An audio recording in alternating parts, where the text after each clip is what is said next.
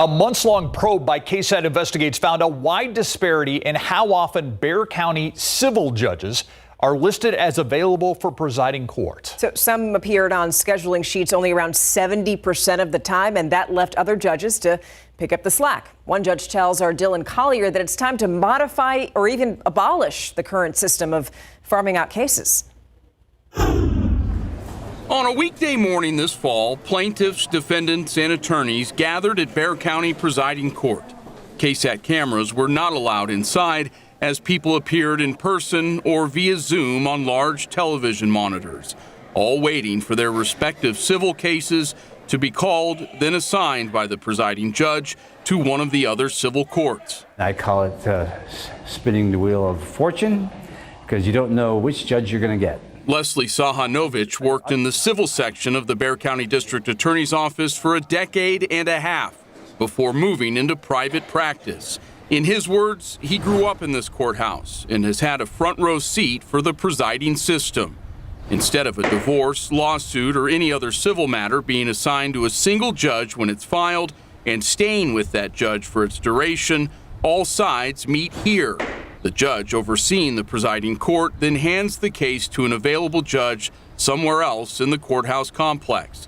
The county's civil district court judges take turns acting as presiding judge, often for several weeks at a time. There really is no most appropriate way. I'd be candid with you, because every system you have, people are going to be critical of. Working off a tip, KSAT Investigates began to look at how often civil court judges were available to assist presiding. Daily court status sheets like this one show who's available. They are records a majority of the judges did not want you to see. KSAT this summer asked for court status sheets covering January through the end of July. Weeks later, Ryan Anderson, who serves as general counsel for the Bexar County Civil District Courts, informed KSAT our request was denied. Although there are no local rules for how many days a judge is required to be available, even judges assigned to jury trials are supposed to assist with presiding from 8:30 to 9:30 a.m. Anderson, who did not want to be interviewed on camera, later told us each judge has committed to assisting presiding court for at least an hour each morning. But a substantial majority of those same judges voted on a course of action that included not releasing the records to us. We got them anyway. A source provided KSAT sheets covering mid-January through the end of July, 133 days that court was in session. Several judges were available slightly over 70% of the time. More than half were in the 80s. Two judges, Nadine Nieto and Christine Hortick, both in their first year in office, were available for presiding more than 90% of the time. Of the 14 judges, they were the only two who allowed KSAT to record footage of them working. Judge Hortick, in a written statement, telling KSAT the presiding system as it currently exists can be very inefficient, frustrating, and costly for parties seeking to be heard on longer matters. She took it a step further and suggested it should be significantly modified or done away with completely. After KSAT reached out to Judge Tony Arteaga, who tied for last in court availability, we got a message back that she was out of the office. After KSAT followed up days later, she told us she would be happy to schedule time for an interview, but then did not respond to another follow-up email asking what day and time she would be available. Judge David Canales, who also had an availability of 71%, told KSAT in a detailed response the status sheets don't always provide a full picture of the duties and challenges in his role as a district judge. Among his 38 absences, Canales blamed at least 6 on a serious health challenge this year that required medical attention.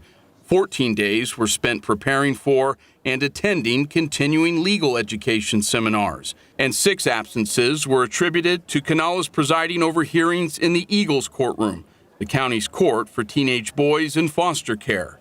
Judge Rosie Alvarado, local administrative judge for the civil district courts, telling KSAT in a letter the status sheets alone are not an accurate record of judicial attendance or effort, and, quote, do not factor in the judge's other judicial responsibilities, which only grow as a judge becomes more established. Noting it's the more experienced judges who are usually saddled with overseeing court programming, operations, and legislative advocacy. The only people that can hold the judges accountable are their bosses or their supervisors. Those bosses or supervisors are the electorate. Sahanovich said there's a potential legislative solution as well, pointing to the state of Florida, where Supreme Court justices and appeals court judges are appointed by the governor. Voters then eventually vote yes or no to keep them in a process called a merit retention election. For KSAT Investigates, I'm Dylan Collier. In addition to that, the records show as few as 5 judges were available to assist with the presiding docket on certain days in March this year. And that figure includes visiting judges who were temporarily brought in to help handle the caseload. Court officials told KSAT that those days took place during spring break when the courts already had a reduced docket. We'll be right back.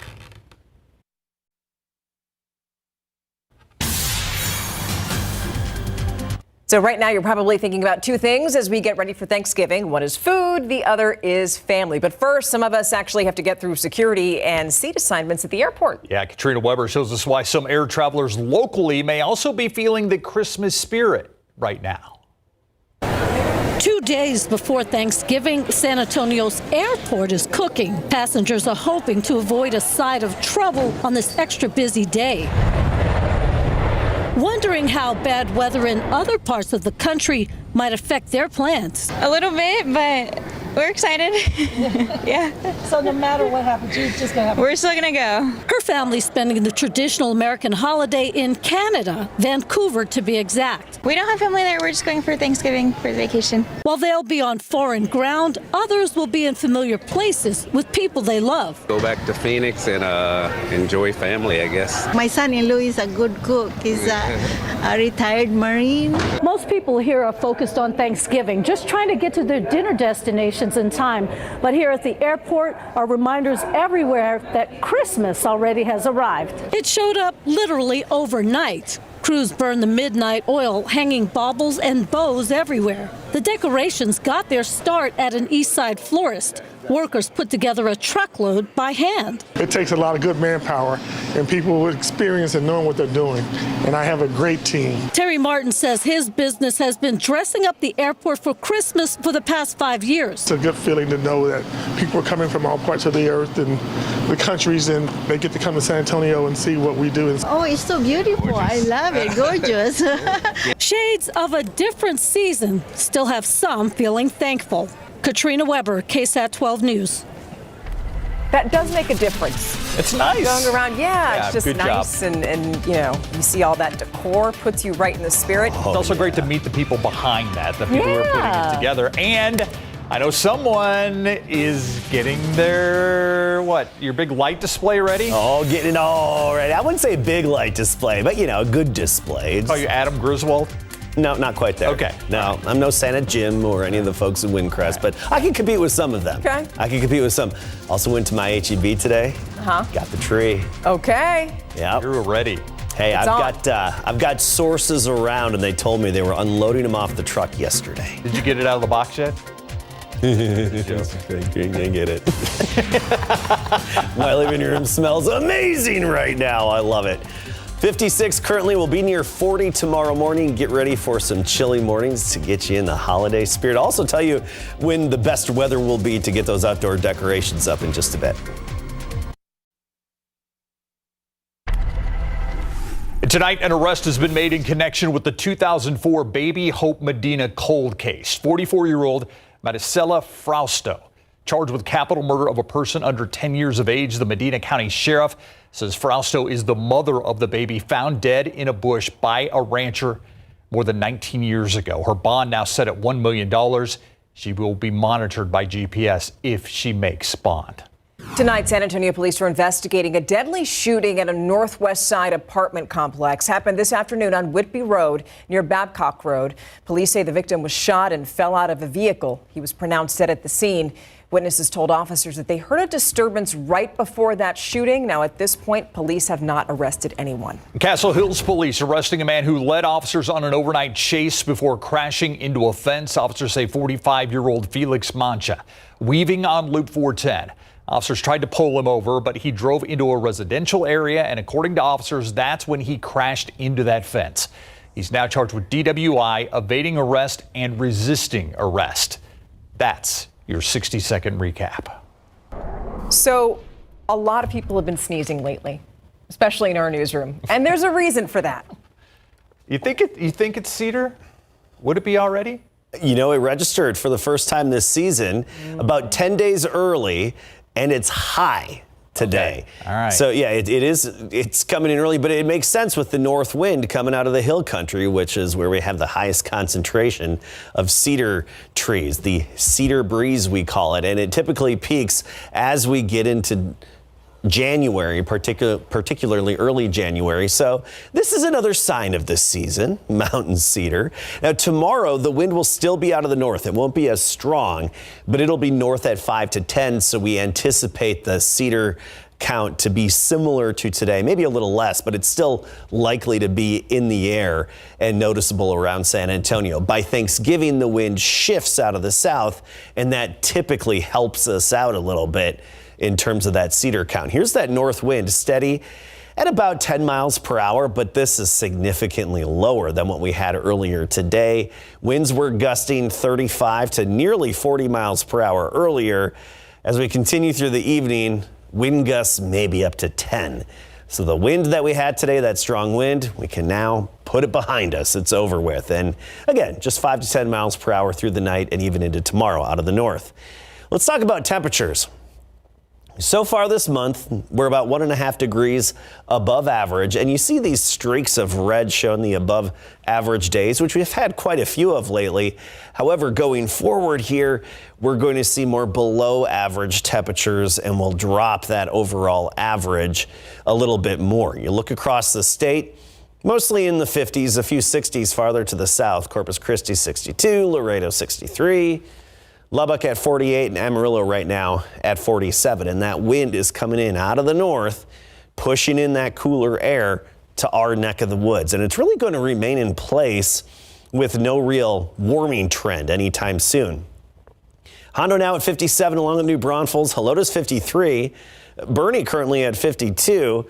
And Los Maples at 51. Now, tomorrow morning, prepare for temperatures right near 40, so you'll feel a chill in the air. Even some 30s out there. Bulverde, 36 at sunrise tomorrow, along with Bernie. 35 in Bandera and Comfort, 36 for the morning temperature in Kerrville. Around San Antonio, right around 40 degrees for a morning temperature. And here's the extended stretch of below average mornings in particular. We'll be in the lower 40s all the way through Friday. That's every morning. Afternoons will make it in the 60s. A brief little spike into the weekend, and then we cool back down again from another cold front that hits on Sunday. Tomorrow, I mentioned we start the day at 40. By noon, we're at 61. Afternoon, we're at 65 degrees, that north wind light at 5 to 10 miles per hour. Here's the big picture with the wound up system over the east coast, eastern seaboard that's pushing east. A little piece of it is breaking off and it's going to swirl around northern Mexico tomorrow and then our neck of the woods as we get into Thanksgiving. And that's our slight chance of a few showers Thanksgiving Day. Here's the latest futurecast, and it's on board with some widely separated or isolated areas of light rain. Impact, we think, would be very low to travel on Thursday morning. And then by the afternoon, we clear out into sunshine. And by the way, we do think minimal accumulations with whatever does happen to fall. We'll be in the low 40s Thanksgiving morning, just up near 60 degrees by the afternoon, despite that clearing. Notice this weekend, clouds return fairly gray. I think Friday's the best day to get the outdoor decorations up if you can. Otherwise, Saturday's okay. Sunday's going to be drizzly and damp. Friday. Yeah, I think that's the best day. All right, Adam, thank you. Coming up in the buzz, why a dog was last but not least.